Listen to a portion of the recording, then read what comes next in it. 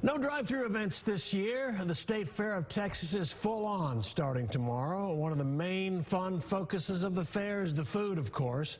But don't be surprised if there's a long wait to get something to eat this time around. Fox 4's Stephen Dial has our story. Whether we're ready or not, here it's going to start. On the eve of the State Fair of Texas returning in its traditional form, Fair Park was bustling in preparation. But also a lot of worry. I usually hire 130, 140 people. 2 weeks ago, I had 30. I was short by 100 people.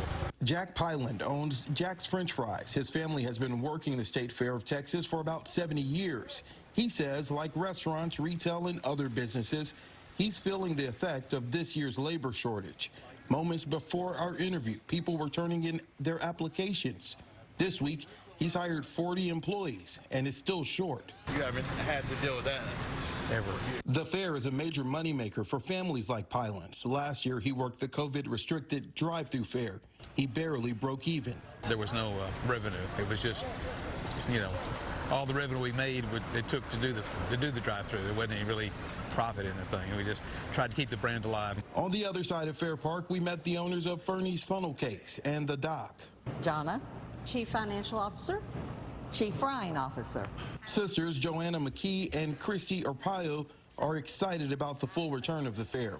They're back for their 52nd year, but there's also concern. The thing that we are most frightened of is keeping up with the customers this year, because we are still hiring right now as we speak. Pictures line the wall of The Dock, including pictures of Fernie herself posing with Fox 4 personalities.